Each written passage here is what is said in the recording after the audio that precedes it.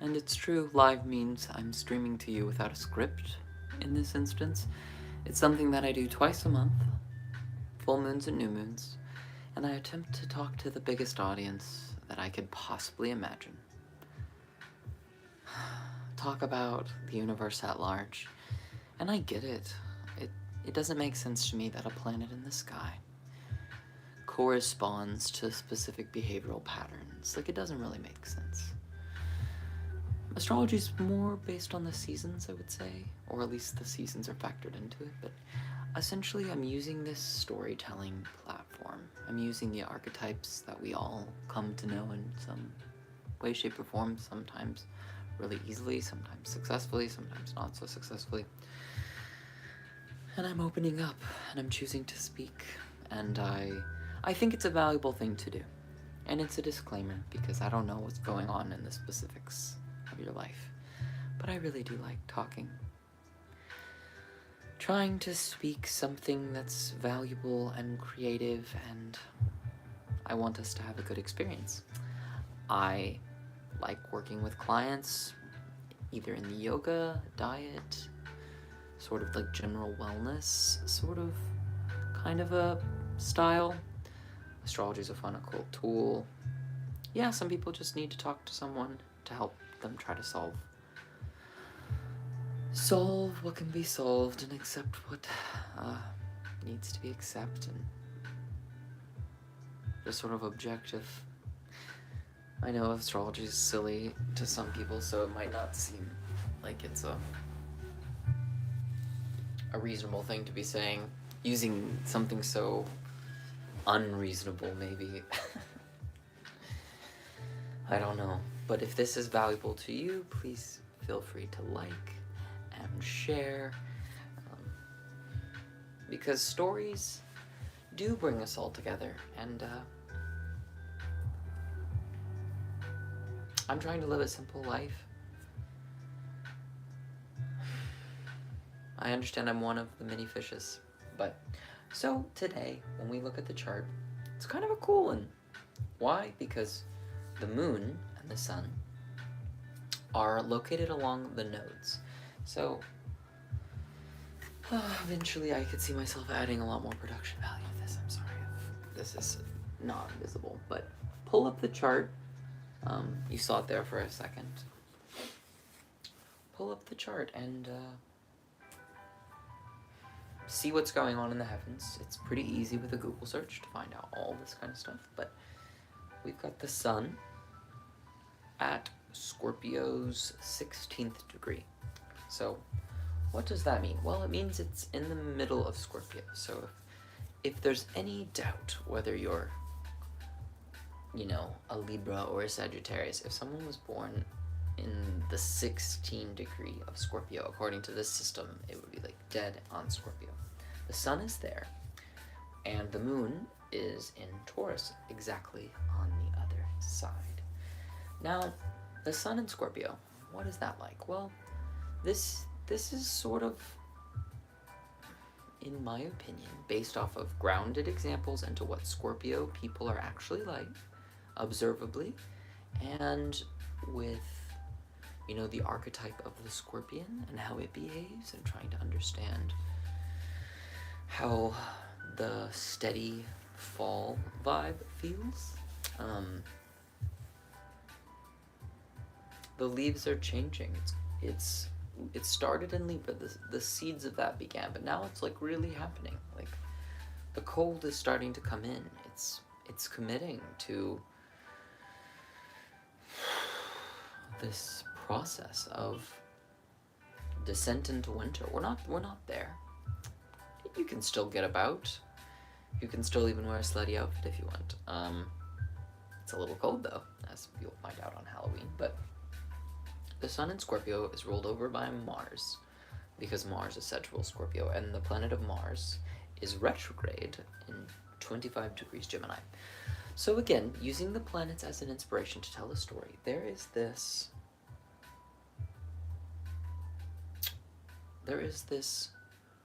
energy in the way of aggression and trying to reach for the heavens, to try and really make yourself known idea-wise, you know? Really exploring and interacting in some ways with something else, another person perhaps, a conversation.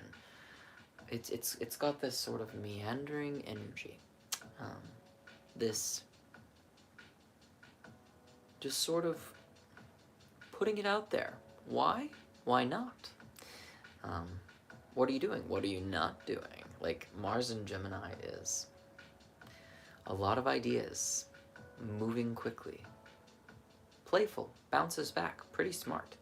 And what's rolling over that energy? Well, Mercury back in Scorpio, which happens to be very close to the sun. Let me see how far apart. 15 degrees, 52, and 16. Very close. I would say easily within the heart of the sun. Easily within the heart of the sun. So the thinking mind is in the reserved Scorpion. That's okay with being alone and going for what it is that it wants to go toward. It's feeling this strong emotional current, this certainty, this calculation. Whenever I talk to my Scorpio friends and I tap into the energy, it just sort of kind of goes down. It's actually today an ex-friend's birthday who's a Scorpio. What can I say? What can I say? But the Mercury energy is thinking in a very calculating, I want to have this emotional experience. I think I want to do this. I'm doing this. I've decided. I've analyzed. I've dove deep into it, and I've selected this as what I'm going to do. That messenger, that thinking mind, and the sun are pretty much at the same spot. So it's interesting. If you can't see Mercury, because it's so close to the sun, it's said to be under the beams. But because it's so precisely in the middle because of our mathematical tools, the story that I like is that when it passes into the heart of the sun, it gets to share a message. During the rest of the time, it doesn't really. So listen to your brain about what it is you want to go for. Like, really, your ego and your mind, like, get them. Your self-concept, this desire to just emanate, to be, to live, to explode into existence, to be on, is talking to your brain. Those forces don't always agree. Sometimes your body is doing things like, I have a friend, for instance, who loses a lot of the things that she's, encounters, just because she's just not the most, I think, like, present with all the details, if you will, all of the little details. The big details, more or less, totally fine, but just the small things just don't stick. So because of that,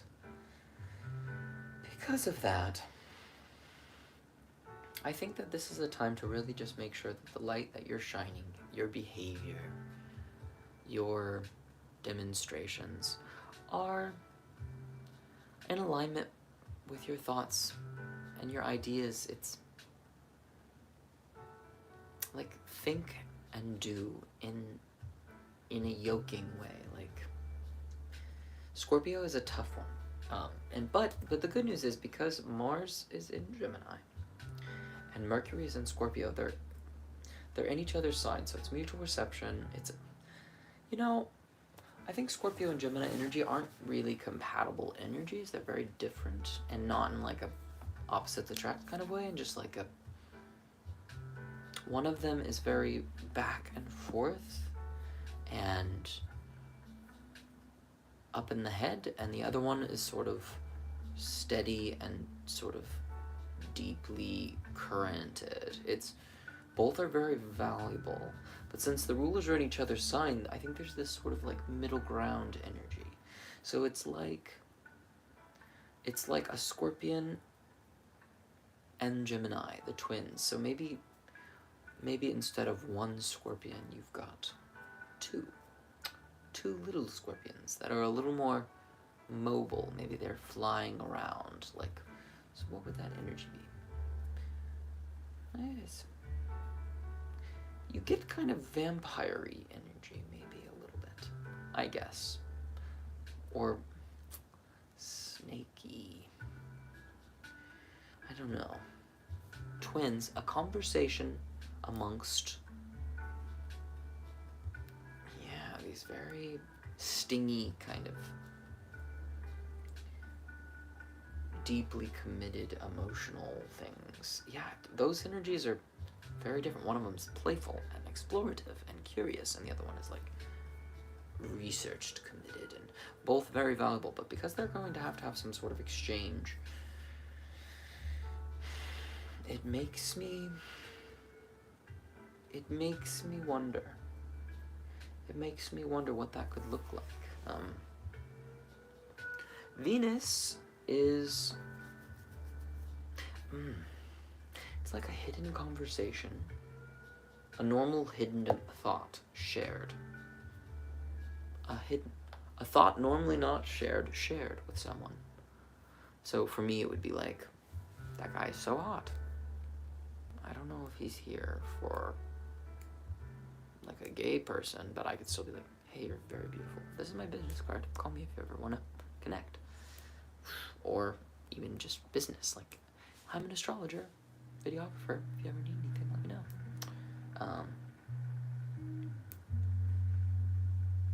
Yeah, I could see myself taking more risks, speaking a little bit more clearly, sharing a few more ideas with folks. I do it okay, but I think I could do it more, and I could be more assertive about the things that I would like to do. I would like to have clients, so I asked for them. So Venus is pretty close to the sun. She's definitely under the beams, whereas Mercury is not probably under the beams because of their conjunction. But yeah, Venus, she's not doing so good. Love and connection and pleasure. They may exist, but they're not coming in for the hug. How does that feel? I don't know if that's true for you. You may be in a very happy, lovey-dovey situation, but yeah. I think that there's this, like, when people are going on a strong quest, not all quests require companionship. And I don't think the sun in Scorpio is a companionship request. So when Venus wants love and companionship and she's in Scorpio, it's like, not a priority. Not a priority. If Venus had been in the heart of the sun, maybe then she would have had a little bit more power, but right now, she's in her place of detriment. It's like a desert. Lovey-dovey. It's like having sex on a beach. Like, in a desert. No water, though. Yeah, it's just not the best. Doesn't mean the sex can't be great. I'm not trying to say there's anything wrong with having these placements. There's some really interesting people. Really interesting artists with Venus and Scorpio. It's just really intense and kind of dark. It reminds me of like a Dancer in the Dark or something. Just like this really beautiful, but like gruesome beauty. Little diva-y. Venus, when it's close to the sun, but the sun is so bright. Venus is just not going to have much. I think much she can do. Uranus is actually pretty close to the moon, now that we're switching gears. Now, the moon is a whole different story. The light that's being shown is a deep conversation. A deep conversation with someone in a place about feeling like truly comfortable in your body, but then not comfortable in your body. I'm getting like, I don't like it. I don't like this, and Uranus is sort of like a surprise. It's like, it would be like, instead of saying, this is a very gentle example of it, but like, the water is very cold. If you know that the water's cold, if you feel it first, right? You are like, oh shit, that's cold. Do I really want to do this? Like, there's that sort of like whole conversation that you can have with yourself. Talking to myself. Or someone could push you in the pool and your phone's in there. You know what I mean? Like, which one do you choose? Some people are like, if I decide I'm gonna jump in the cold water, I'm just gonna decide. I'm just gonna do it. I'm just gonna dive in. So if I'm on set for a film and it's cold outside and everyone else is kind of cold, I could just be like, get in the pool and I could just literally just jump in. I can choose to do that. I can choose to model that behavior. Maybe I will, maybe I won't. We'll see.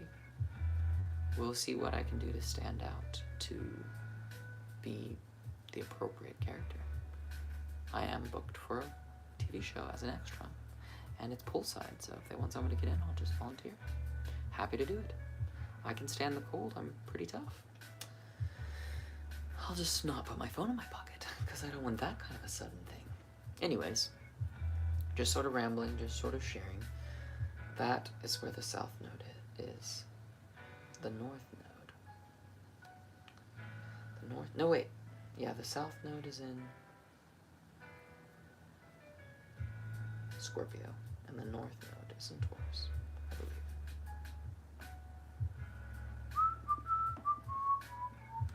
You see. North node is in Taurus, yeah. So the reason it's cool when the moon, sun do their full moon or new moons on this node means it's eclipses. So it will be the night of a lunar eclipse, I believe. So the sun is in Scorpio and the moon is in Taurus, and it would be full, but it looks like because the Earth is going to be passing in between, there will be a shadow cast. So it will change color, and it's really remarkable that we are hurling through spaces, and there's this sort of moment of like really, really linear exchange. This is kind of beautiful to me. Things are coming full circle from the past week, but I was thinking with my friend on the beach that in nature there's not a lot of super straight lines, like the back of this, or the bookshelf. Those don't occur too much. You may have straight line trees, that's true, but they often have branches. Bamboo's pretty straight, but little bumps. Just a really long straight line is something like really long. Not always easy to spot. Except when you go to the ocean and you look out.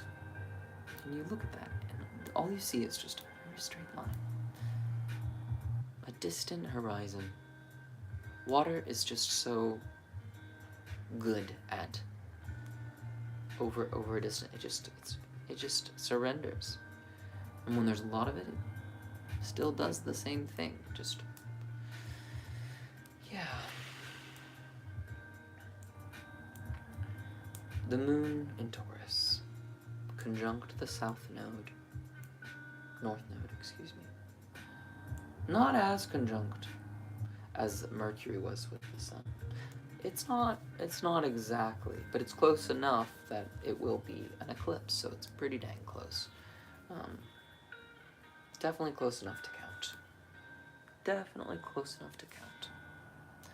So if the head of the dragon is at the moon, it's like there's this deep, deep, deep craving to be so, so, so comfortable and to have so, so much steady pleasure and to be really happy to be exactly in the body, in the place, in the time, doing the things you're doing in that moment. Slow, steady, grounded. Yeah, moon in Taurus. But Uranus is right there. Don't get too comfortable at any moment. The land could shift. The habit could change. Change something that you're doing that's destructive. What is it for me? How am I being destructive? Well, I think I'm being destructive in a few ways. I'm underestimating the impact that my energy could have on people, for better or for worse, sometimes.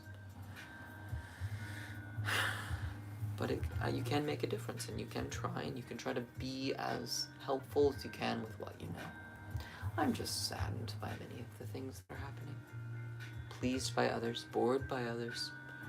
Perhaps I'm ungrateful and terrible in many ways. Just ungrateful.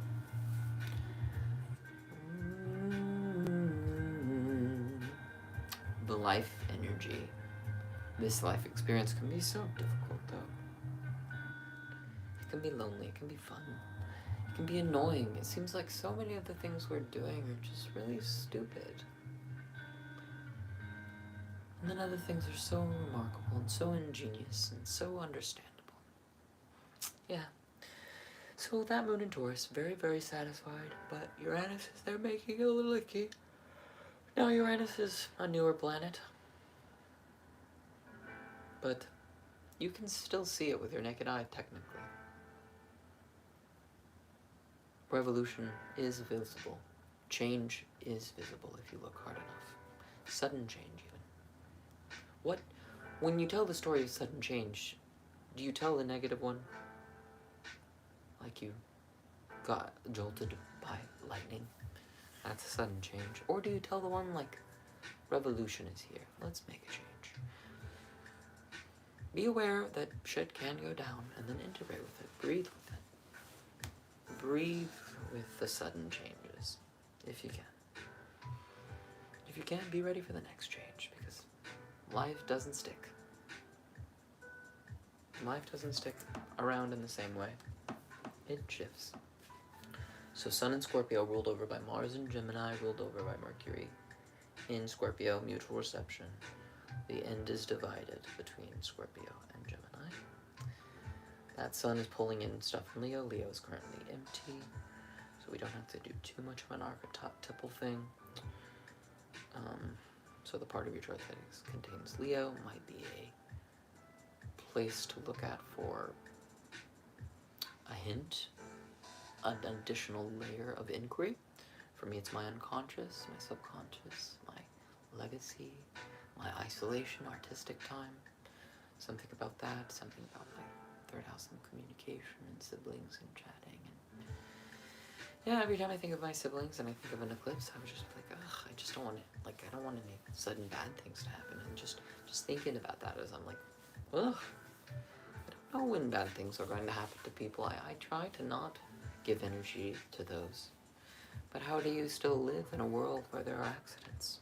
Well, it's pretty safe, all things considered, compared to what it was like for other creatures.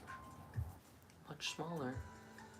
Like, I've heard people say the universe is friendly, but I think about mice being eaten by kittens. It doesn't seem very friendly to the mice, but mice are also not very friendly to their environment sometimes. Destruction and hurt is just a signature of this dimension. It just makes me sad and I just hate it.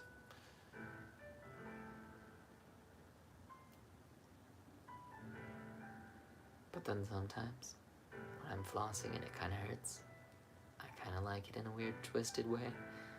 Sometimes when I'm having sex and it kind of hurts, I kind of like it in a weird way. Pain is a strange one. I don't know. I don't want to like belittle people's pain. I don't want to run from it. If there's real pain, we gotta integrate with it. Who do I point the finger at to be so furious? Does that really help me? I don't know. Does it really help me? I don't know.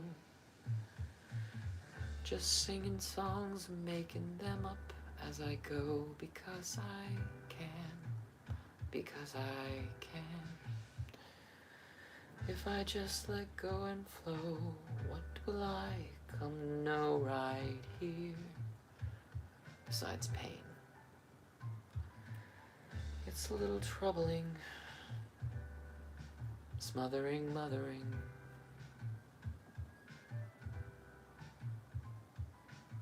I guess the universe doesn't do that. You get to make your own mistakes. Make your own mistakes. What messages wanna come through right now? Maybe none at all. Maybe none at all. Maybe none at all. I don't know. It's nice to rehearse things, but you can make shit up. You can do it. You can whisper. You can shout, you can ramble. You can try to do it with music. I can try to do it with music. Taurus does rule the throat. What story do I want to tell? So that's the full moon. The moon is ruled over by Venus. We talked about Venus. Why? Because the moon is in Taurus, and Taurus is ruled over by Venus. So it's like, even though the moon is very happy there, Venus is sort of not happy. It's like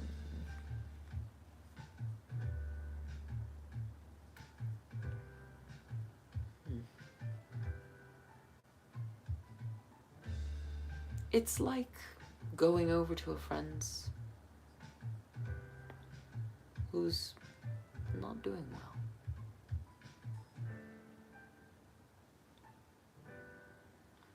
I'm getting the image of like a lady who is just not doing well. And she's in charge.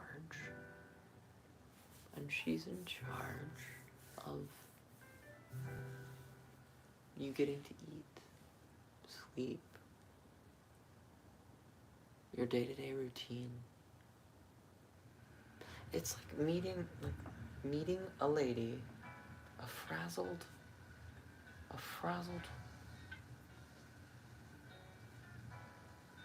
yeah, I don't know how to describe it.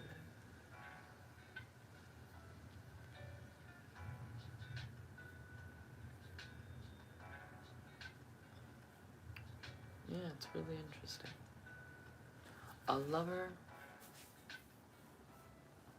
on the side of the road, like I'm getting the image of like a woman who is just lost, doesn't have enough to drink, and she meets a woman who has just enough to share. Just enough to share to them for that moment. What comes next, nobody knows. But they share a drink.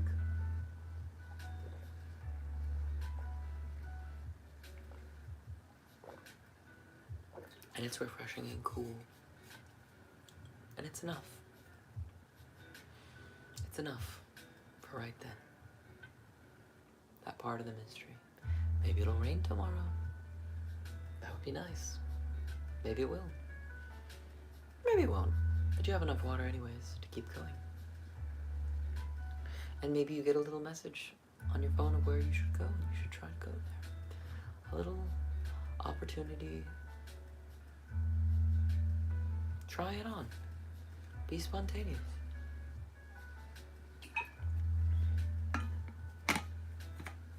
Hustle. Go for it. Go for it. You may get a sting or a bite or two, but still worth doing. Say yes.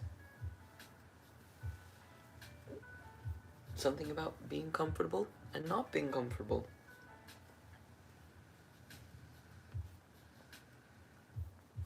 It's not that I think it's bad. It's just an eclipse. It's like the fact that right now I'm comfortable here in the United States. And there are people in the United States who are not comfortable. There are people in other countries who are not comfortable. And it's just a shame. It's a shame that we haven't done better. But maybe my story can help. Maybe one day someone will watch this. Maybe no one will. I don't know.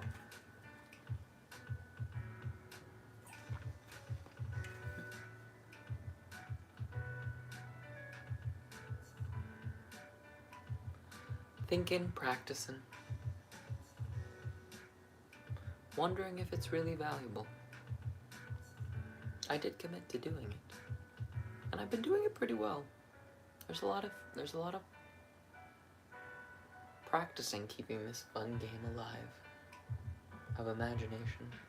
Sometimes it's so accurate it's hilarious, and then other times it's like, what could it be? Maybe you could do this.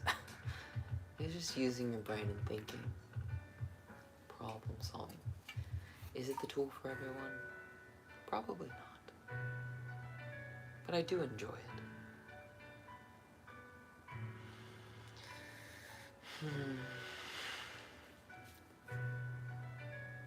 Yeah.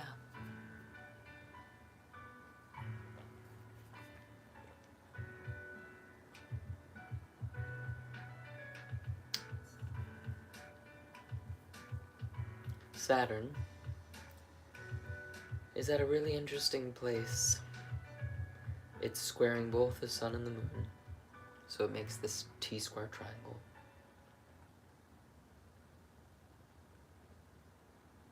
The limits, the reality, the finality,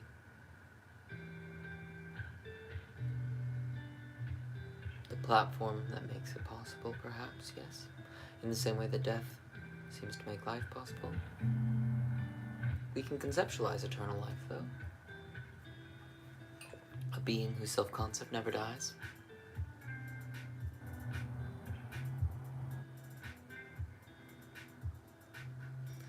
Is it true our self-conscious never dies? Our self-concept?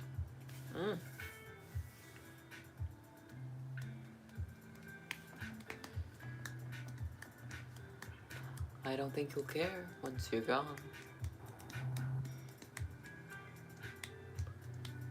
What inspires this desire to make a lasting name for yourself? That's been coming up.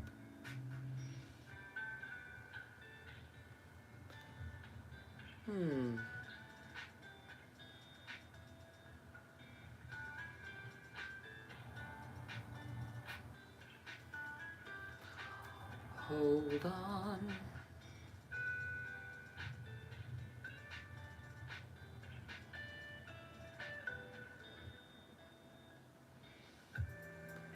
Hold on. Hold on. Hold on. Hold on. What let go? Hell, I don't know. Hold on. Let go. Hell if I know. Hell if I know. Don't know who's created this music, but I'm grateful it's there. Lo-fi chill beats. Yeah, from YouTube. Thanks for the relax movement. For providing the royalty-free tunes to inspire me to move with the music and to be present. Any more stories I want to tell? That triangle is serious. Oh, Saturn. On its way out. On its way into Pisces. It's both good and bad for me. I mean, I've had Saturn being super powerful is sort of like, in some ways, like my health and my work have been sort of like really in charge of like what my decision making is like. Saturn's in my 6th house. So I'm thinking about my friend who I've been hanging out with. Saturn is in her.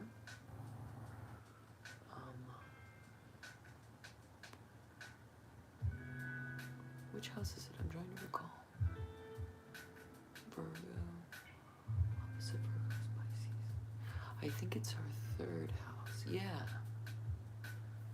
Yeah, like everyday comings and goings. Logistical errand running. That I can see how that plays out in her life. Yeah. It's interesting.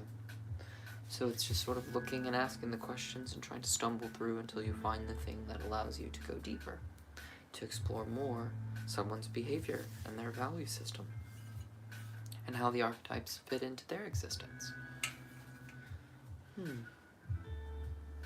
Excuse me. I ate a very large meal. Maybe the moon and Taurus will give us a very large meal. But I just get the sense that it's sudden. Uranus. You can't really talk about Uranus because it always just, the whole idea of a surprise is that you don't know it's there. And Alan Watts has some good things to say about surprise. Maybe that's why we come down here, so we can be surprised. Like when I look at my eyebrows, they look like they should be filled in.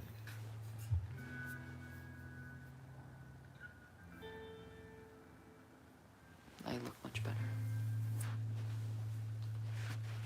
But I already washed my face. Oh, Caleb, are you gonna do it? Just a little. There was an audition today about someone who was gonna shave their eyebrows, and I was just like, what the fuck? I'm not gonna shave my eyebrows, but then you might make like a big amount of money. I'm like, no thanks, not worth it. Like, I have the privilege. Yeah, what do we think? It's kind of striking, you know? I got that makeup thing for free from working at Screen.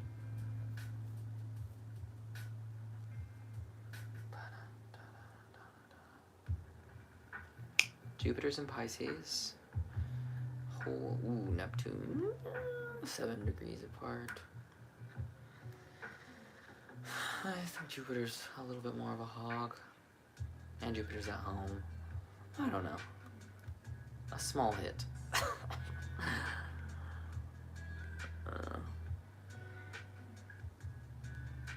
A little bit of escapism. A little bit of humanitarianism. Work a few days a week on something that's good for someone else in the community. Give back a little bit or escape a lot. Trying to find that balance and only being one person and working within a system and feeling like you don't really have much power to change it, but you could at least share stories about how it could look different and that could inspire people to be different. And yes, that is what you're trying to do. Pluto in Capricorn. Damn. It's like my big, deep movement and powers in my 5th house of creativity and pleasure. And Pluto moves. Pluto will never be in Capricorn again. It's a really interesting way of framing it. Like this, the most deep power, the most transformative thing. Like, in some ways, Saturn may need to get that signification. Pluto is just something we found even deeper. It's like going from, like, well,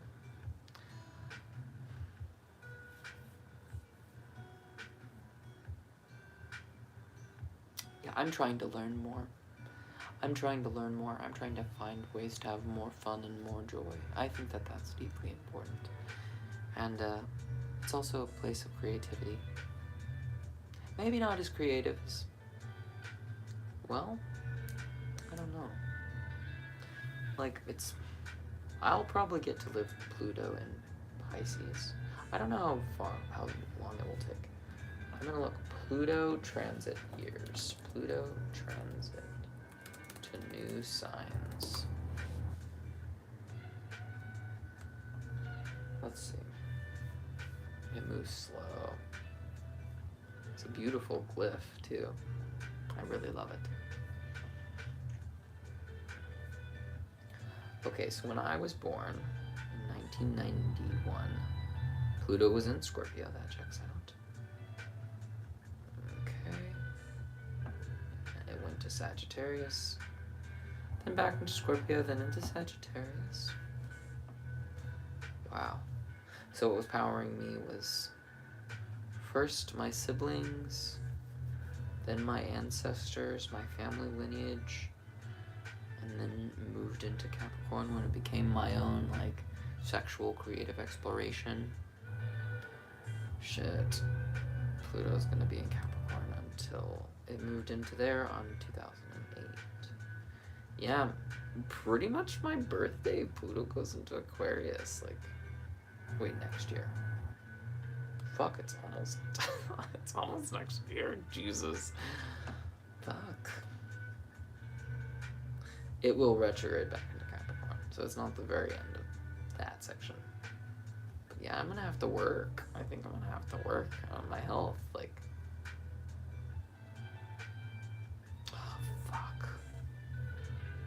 Yeah, I mean, it's good though. And then I'll go back to Capricorn. Ooh, I really gotta set strong fucking habits. I gotta become a warrior. I gotta climb the mountain. I gotta be disciplined while I can, while I'm in this youthful form. I'm looking at my chart. I could be looking at yours and talking about, ooh, the timeline. Pluto is, there's not a return. Like, I don't think so. No. Pluto will enter Pisces in,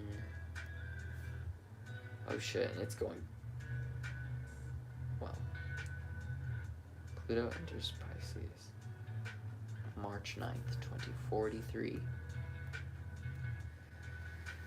20 years from now, I'll be in my 50s. You know, Pluto return, we're having that for the United States right now, I think. Pluto return, for Pluto to make one whole cycle.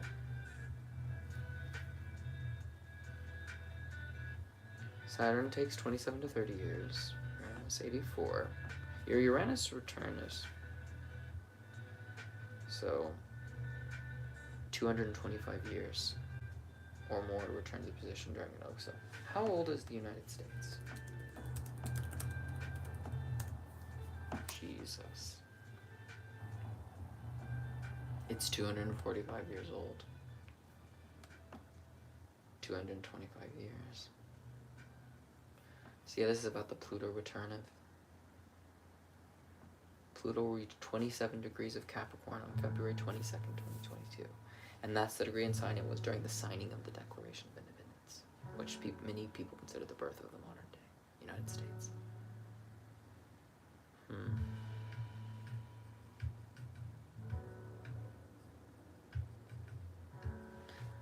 Major changes. Life has a limit. You can only go so far. Where will you be tomorrow? Probably driving your car. Until the robots take over. Hope it's safer then. Less school shootings and killings. Is that so hard, my friends? Let's get going farther. Let's look directly in the eye and ask why. Why do we die? And why do we live? Why is there a library? And why am I away from him? Who was I thinking of, or just uttering words? Because there's somewhere. Because there's someone.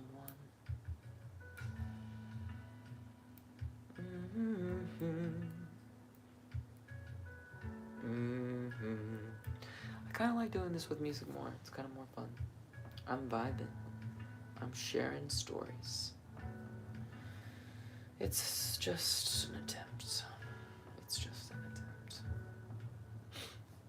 If I was born in 1991, that means by the time Pluto enters Aries, I would be 68 plus 9? Does that check? I can't.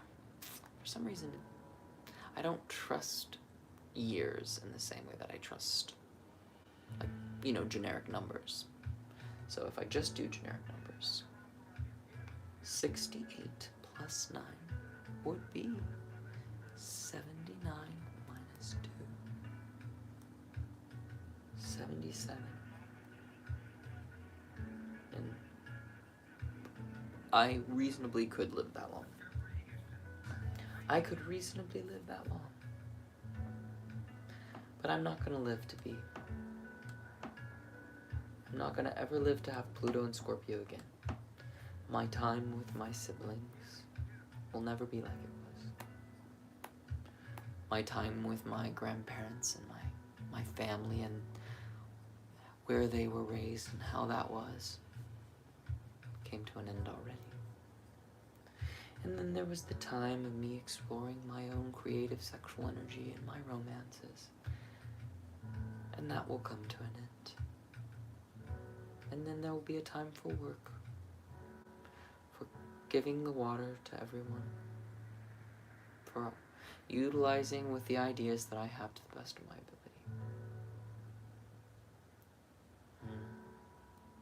And then there will be the time of my deep, lasting, committed partnerships. My relationships.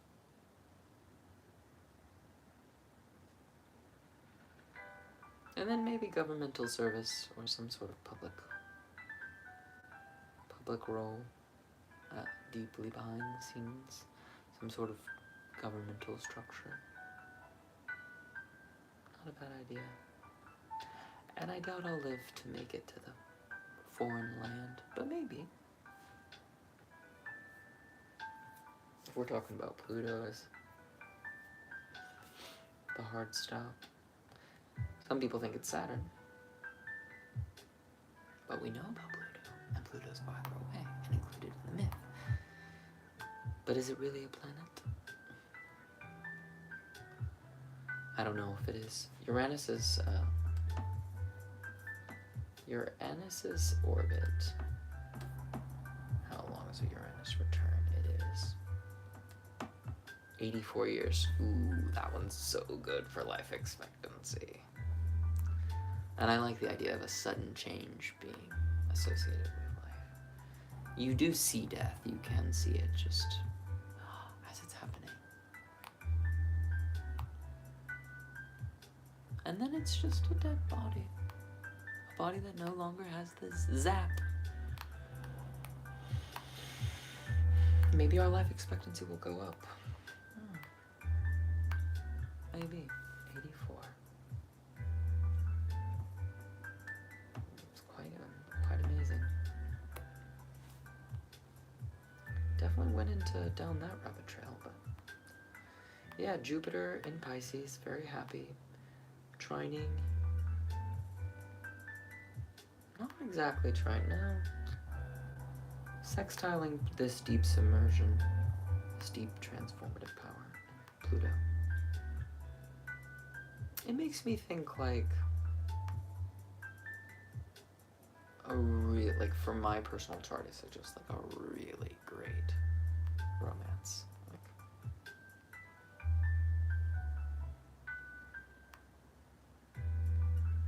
Or a period, because it's a farther away planet. Yeah, just like a little bit of love, a little bit of imagination.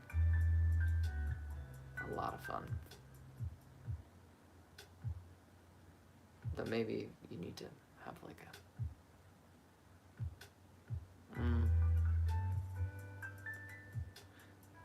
choosing to move forward optimistically because of fact it can work out.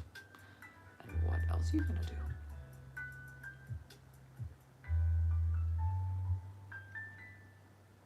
Learning, keep partnering. Have a good time, be helpful.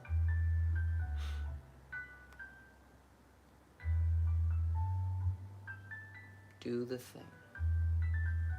You never know where it could go.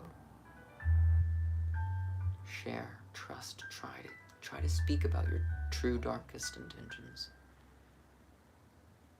Yeah. Risk it for the biscuit.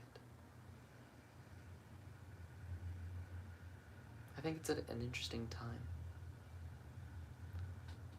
I think it's an interesting time. Roll with the punches, do the best you can. Your favorite characters and stories oftentimes had to do the thing. What if Frodo would have been like, I'm not gonna destroy the ring. Well, then the entire of Middle-earth would have been destroyed in that fictional. Or, I mean, maybe another hobbit would have found it, but it might have not worked out so well. I really like my hair. It's growing. It looks cool.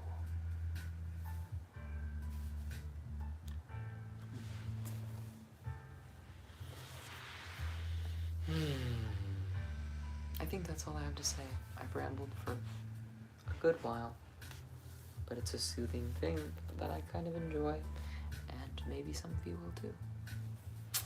Maybe I should be speaking louder. Maybe I should get a microphone.